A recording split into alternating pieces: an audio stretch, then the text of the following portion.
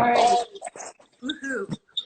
Hang on. Hi, everybody. We are live with, we think, Bristow Proffitt studio. There's Bristow and there's Proffitt. Let's back up. Okay, great. Well, welcome. Thank you guys for being part of our Paying It Forward series. Welcome, everyone. We're going to get started in just a minute with Bristow Pilar talking about high-touch design in a low-touch world. Just a couple of programming notes. Again, I'm Allyn Magrino. I am on the board of the ILC. And tomorrow we've got an amazing talk. Scott Williams, who's also on the board, he's got the Dr. Anthony Bosis, who's a clinical psychologist at NYU, talking about the reemergence of psychedelic research in America, which is going to be very interesting. And that will actually be a Zoom talk. So please go to our link and sign in there. We also invite you to look at our Twitter, LinkedIn, Instagram. We're doing lots of great programming we'd like you to be part of. Also, just a reminder, all of our live events have had to be canceled this year for ILC, which is too bad, but we all understand that. And that's our main source of revenue. So we appreciate any donations or contributions that you can make. And again, you can do that to our website. And then finally, it's impossible to ignore what's going on in our country right now with Black Lives Matter. And ILC supports everyone out there who's protesting, fighting, educating, and anyone who's fighting for social justice. And we support you in any way we can. Thank you.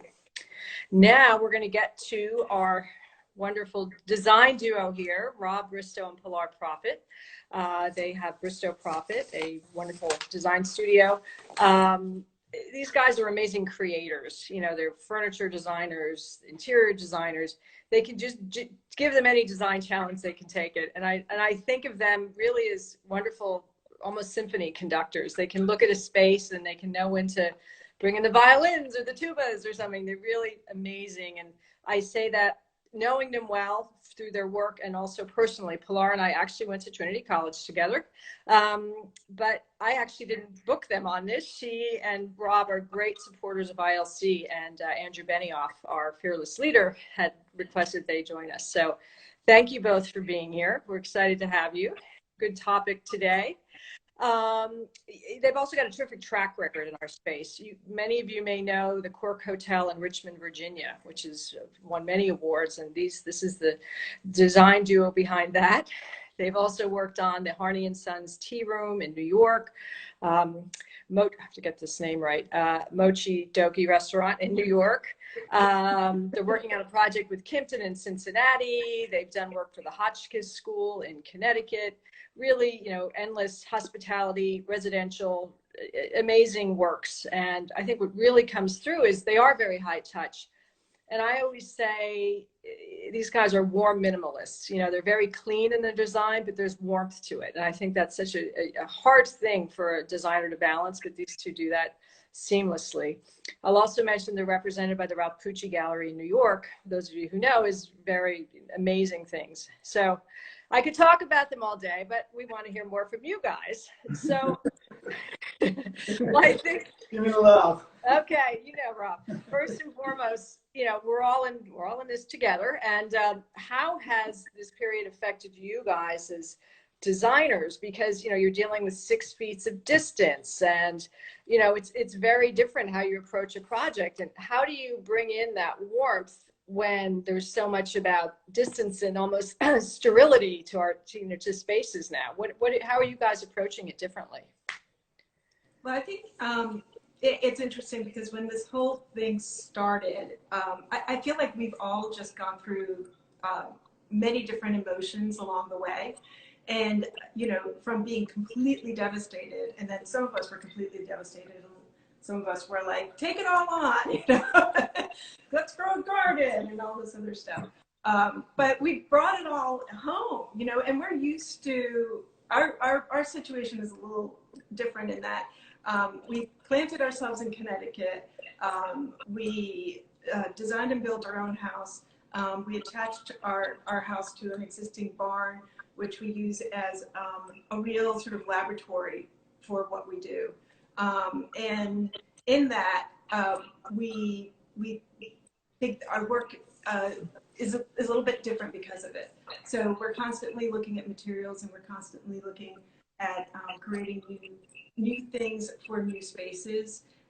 We're also architects, so we also design buildings or houses mostly, and then interiors, and then the furniture that goes in it. So we take on this sort of holistic approach. And then this thing hits, and in some ways, we're doing exactly what we're used to doing: staying home, pausing, thinking about elements, getting creative, and doing all of that. But in other ways, now that we're sort of seeing some movement and things kind of opening up and feeling like there might be a light at the end of the tunnel, we're also thinking about how that affects what we do in terms of the hospitality work that we do. And part of it, I think, is, thinking about these materials and how we can keep it clean, and how we are by nature elemental, minimalist, clean designers. And so it fits really nicely with the world of hospitality, because who wants to go into a guest room that doesn't look clean? And you see so much with your eyes, and you sort of feel with your eyes. So I think what we do lends itself really nicely to what is to come. Yeah, I would agree. You feel with your eyes and you see with your hands, and so now we're not really going to be seeing as much with our hands, but we can still sort of deliver this sort of warmth, this sort of essentialism that, where I may not be able to touch it, but I can feel it. Because for me, I've built sort of my whole life on sort of working with natural materials, real materials, because I feel like they have a history with all of us, right? We feel them. They touch our childhood, they touch our lives. And so I kind of want to keep using those materials, but maybe they have to be at a bit of a remove. Maybe you can see things off in the distance in a space that sort of resonates and touches these notes, even though you're not going to put your hands on it, maybe. To that point about materials, and every hotel brand is talking about their cleaning procedures now. Hilton's partnered with Lysol, and everyone is talking about how they're really using these chemicals and things to keep us all safe. But how is that going to affect materials you use, like natural and sustainable, and is everything going to have to go to some kind of hard plastic? I mean, how will you adapt to this? I think whenever we take on a project, we are always thinking about the client, the space, the community that it's serving, and this is just another level of it. We like to work, we like to discover, and we like to discover. And so it's like another challenge. How do you then create spaces or materials or pieces of furniture, finishes on walls and floors that are infinitely repairable and cleanable? And it's just one more level, which is actually kind of an exciting another level. Because, we all are a little OCD, so it's good to create spaces that you want to be in, and don't feel like you're walking into, somebody else's germs. So I think it's a good problem to have. Okay, good. I was thinking a little bit this morning, I was like, I wonder if this whole thing will start to lead to even more sort of sensual surfaces that just look like they've been wiped clean. So maybe more curved or softer surfaces are going to start to appear everywhere. I don't know. It'll be interesting to see how it plays out, because that starts to play into a lot of the computer design that's going on now. But it just, are we going to, again, feel it with our eyes? Right. That's a good term.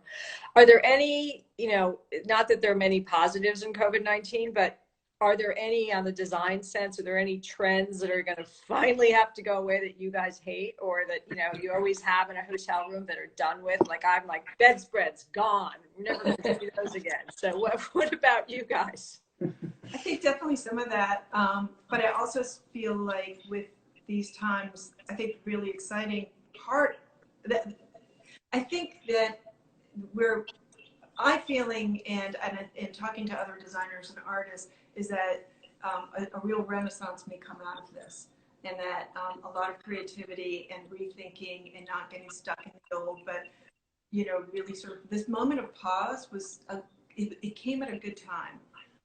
You know, we were sort of churning stuff out and sending things through. And when you stop and really think about what you care about and slow things down a little bit, and then it gets exciting because what's to come. So with the next projects that come our way, I feel like, you know, creativity is at its height, and who knows what's going to happen with that.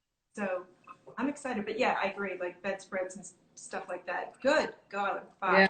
Yeah. What can we do about the TV remote? I mean, they always yeah, exactly. Yeah. The clapper. That's a good one. There you go, Rob. There you go. I want to remind everybody who's tuned in to please send in questions. We'll get to those as well.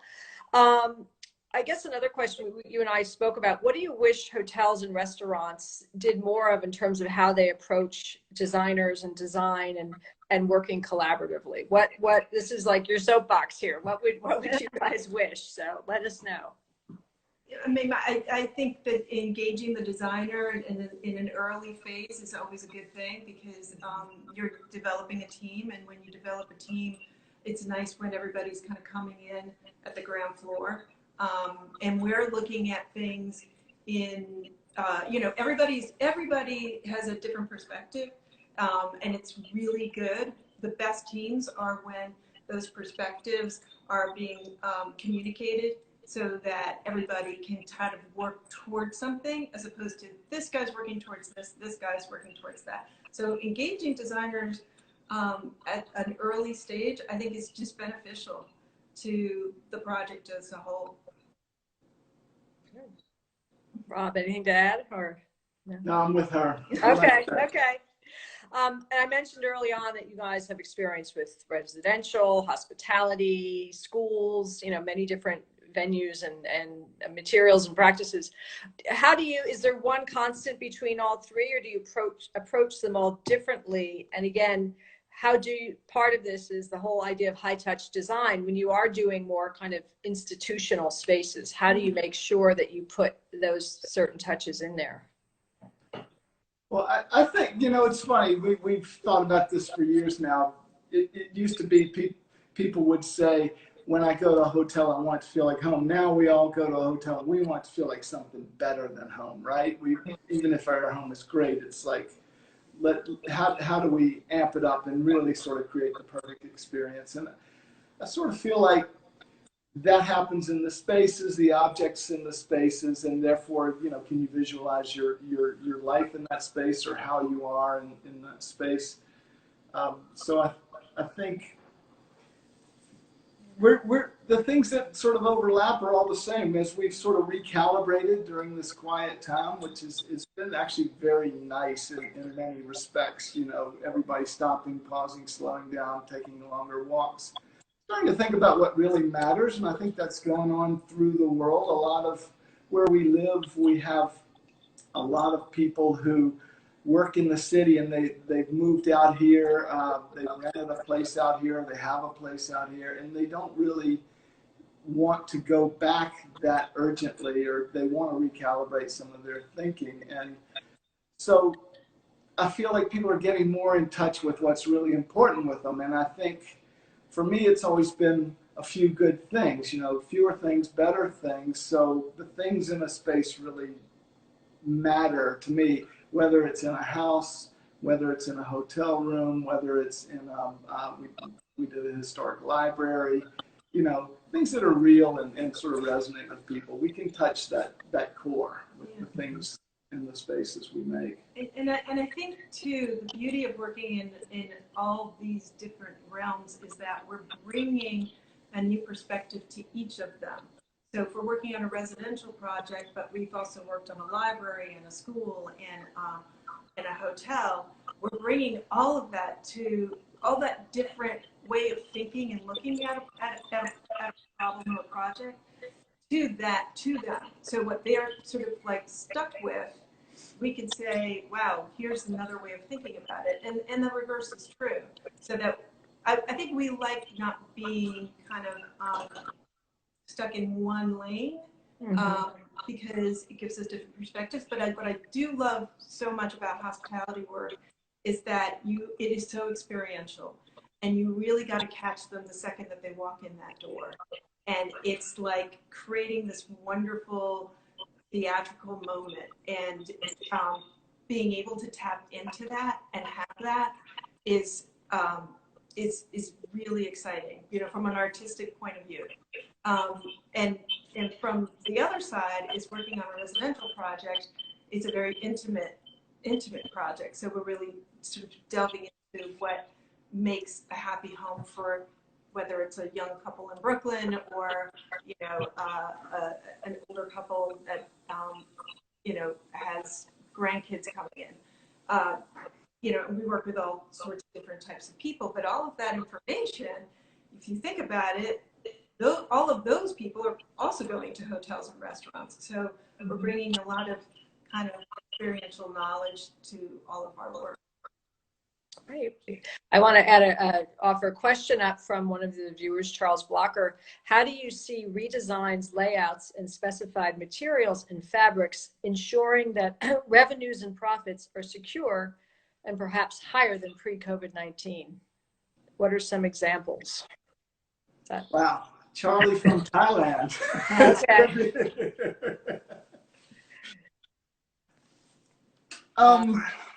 We can come back to that if you want to think about it for a bit. Well, you know, it's funny because it gets to the heart of how long-term is this change? How fundamental is it? And are we relaying out everything? Because I feel like design where it is today is sort of the product of 2,000 years plus of evolution of how communities engage with each other and people coexist and how we work with each other. And so I don't want to underplay the seriousness of this pandemic, but how long-term is this effect going to be? And I think that's a question we're all sort of asking ourselves. I find on the one hand, my engagements with other people are different now. You know, I'm sitting here, we've got the circular dance going on as we're having a conversation. And, you know, will that eventually go away? I hope so. I saw a person walk up to my daughter yesterday and shake her hand. You know, and I was like, so how permanent is this? To Charlie's question, are we changing layouts? Are we changing spaces? I think on a short-term basis, yeah, there will be some of that. Will they be ingrained in the permanent fabric of what a hotel is? You know, a corridor with rooms. I don't really. I think some of it, yes, will stay with us because we're training ourselves to think differently and see the world a little differently. So I think some, yes, and some of it will go by the wayside. I mean, we're not going to have to stand 6 feet away from each other any longer. Mm-hmm. But and then I think just in general, just, you know, in terms of like fabrics, materials, and all of that, once there's a vaccine and things are different, it is going to be different. And we certainly will go back to other ways. But, you know, budgets are important and timelines are important and projects need to be produced. And, you know, one of the things that I think that we do well is because we are working on different levels from the architecture and interiors furniture side. We understand all of that. So we're really taking a holistic approach to everything that comes our way. And that's basically the answer is we're going to take a holistic approach to anything that comes our way, whether it's now or you know, after a vaccine and it is in place. Right. And I think things will just become part of everyday life. I mean, you think pre 9/11, we didn't have the security that we did at airports and you didn't have to show your ID everywhere you went. And now you do, but you just like, yeah, that's life now. So I think it kind of gets to that point. Andrew Benioff asked, what is one of the most interesting objects you have designed from an industrial design perspective? No, I was thinking of one. It's funny because I think he's hit a note that's sort of an interesting thing of how we work. I've always thought when I grew up I want to be a sculptor. I really like the object making because I see them as artifacts, and I just want to make myself immortal by turning out a bunch of little artifacts. It's sort of just leaving real things seemed important to me from when I was young. And I remember when we started working on the Quirk Hotel, and we had this magnificent space. It was a 3x6 grid of growing vaults in the main space. You know, how do you activate that? And I remember thinking about there's a Mies van der Rohe project of Museum for a Small Series, Museum for a Small City, where he put objects in a space to activate it.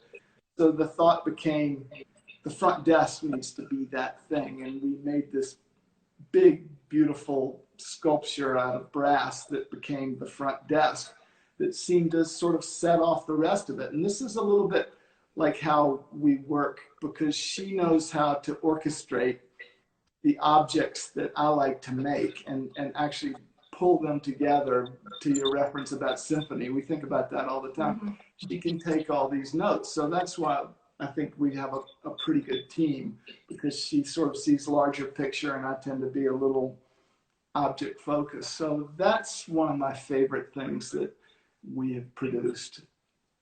We also worked on the Harney Tea Room, and that was fun. We have a 120-foot long barn out behind me where we have it filled with high-tech, cutting-edge tools.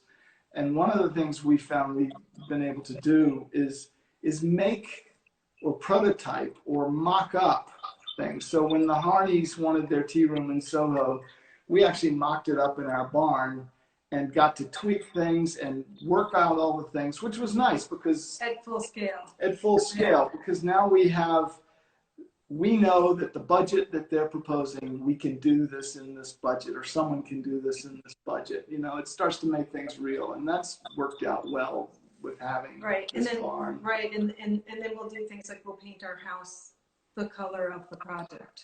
I come home from 12 feet away, and the house is repainted. But the most interesting industrial design product that I think Rob has recently been working on is a gift for our daughter's graduation, which is a trophy. Fine. Massive trophy. I think that's going to be pretty cool. Man. A big giant trophy. We'll see. If you ever want to feel creatively inferior, hang out with these two. I just have to tell you, because every time I go, and their kids are the same way, whether it's, you know, building, sewing, painting, you name it. I mean, you guys are really amazing creators, and for sure. Stands out. You brought up something before, Rob, about the front desk in a hotel, and I think that's traditionally your first interaction, welcome. I always think it takes way too long to check in, though I don't know if I want the kiosk, because that's the whole other sterile. Have you guys thought about that? How you're going to change the front desk interaction? I mean, I don't want to see somebody behind plexiglass either, so I don't know. What do you think about that? Do we make all the front desks 6 feet deep, and then we don't have to have the plexiglass? Right. You just have to yell. I want to see a human. I don't want to be driven crazy by a human, but I do. You know, they've been talking about, I think when we did our first hotel in 2006, there was talk of just punching in, you know, remotely, no humans. And that idea doesn't seem to have taken off or have a lot of traction, except in sort of a, you know, an extended stay type of situation, I think.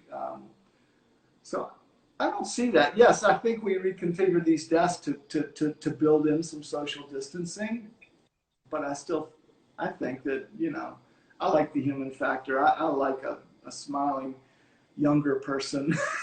You know? Bob. Because I feel like I'm one of them when I see them.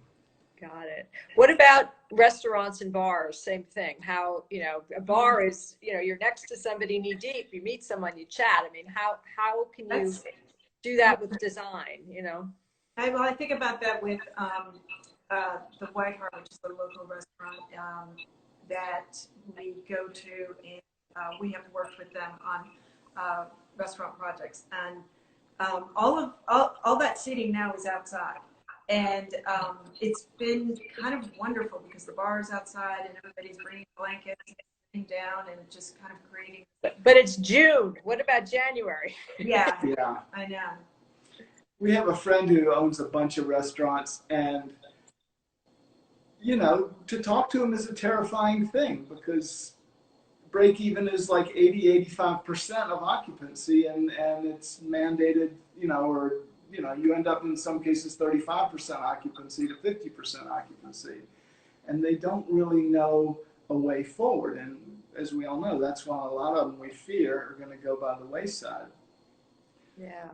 So yeah, we can respace the tables. I saw an interesting thing on Dezeen this morning where there's somebody's using chain dividers that you can see through that make little spaces. That's a lot better looking and feels a lot less sterile than plexiglass. So I was impressed with that.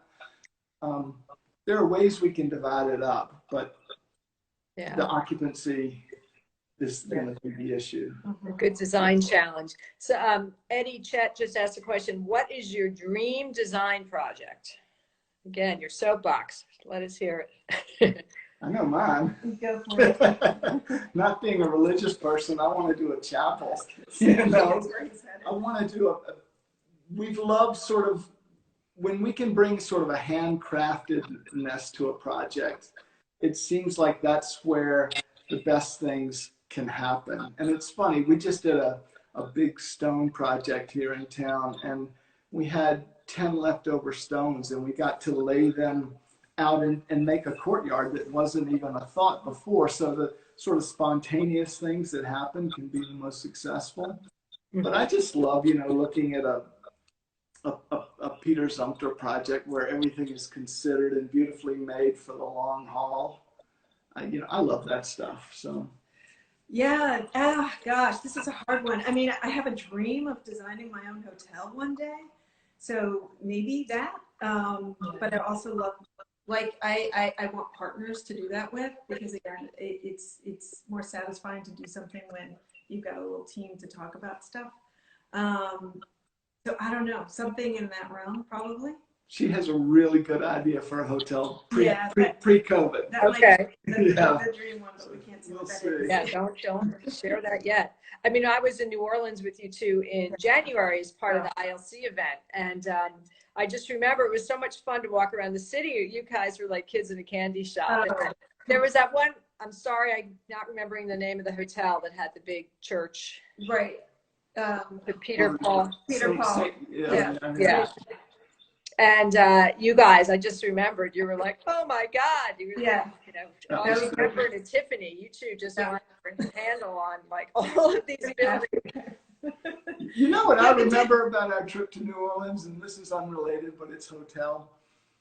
We stayed in the Ace Hotel, and they have these Rudy's shampoos in there. Do you remember the cab ride? Yeah. The cabbie? She's sitting, I'm in the front seat, and she's sitting, she's like, what is that smell? And I love that whole sort of experience that came from the hotel. Yeah, that's right. I do I'm remember. looking forward to those experiences again. Being packed into a cab, right, falling in love with the cab driver. Yeah, that's right. That's right. You were ready to run off with her, I recall. All because of the Rudies. Yes. Well, Charlie Blocker has another question. How will design become even more environmentally conscientious and sustainable in hotels? What are some examples we can start using right away? It's a good question. So, you know, it's funny. I've had my view of sustainability is the long haul, right? And I remember when I was a student and I was in Italy, and I was in Florence looking at one of the Medici palaces, and the person who was leading the tour was saying, this was made from the stones of Roman ruins, kind of thing. It was recycled, basically. And I remember going in Venice, going to Marco Polo's house and seeing a beam, and it was made of oak, and it was outdoors, exposed to the weather, and it was 800 years old. And I remember thinking, okay, real things, solid things, thick things that last for the long haul. So that's what I get excited about. And so when I think of sustainability, I'm thinking, you're not throwing it out in 5 years. You know, I think of the best of sort of European and Asian hotels where things are sort of real and solid and concrete and have been there a while. you know, it's because they were done right the first time. And I worked in an office once where our office furniture was rotated out every 5 years, and I watched just piles of it going into a dumpster. And I thought, okay, I'm never working with certain materials again because they do end up in the landfill. You have a... Well, yeah, no, I agree with what you're saying. I think it does, a lot of it is thinking about what materials are, you know, if you're doing a rehab, what materials are in the building and how can you repurpose them? And then if you're doing a new build, what materials you're bringing into the building. And it's that sort of conscious thinking about what works and what's right that I think is the best approach for us as designers, because we are in charge of what materials we're selecting or repurposing. So for instance, and we do this a lot in a lot of our projects. If we're, you know, we've done things like taking the crates that the tub comes from. We've used the crate material for a sliding door. You know, we're constantly thinking of how can we take this piece, this thing that somebody else is going to send, you know, to the dumpster and reuse it, repurpose it in some other way. So that's the kind of thinking. Yeah. No, I think that's smart and something we all should be doing more of. Readaptive reuse, as they say. Yeah. Well, we're coming to the end here. If you guys have anything else I didn't touch on that you want to speak to, or we want to certainly thank you. This has been very interesting. Could talk a lot longer, but please, is there anything any final thoughts on how you think design's going to change? What's always going to be there? Anything?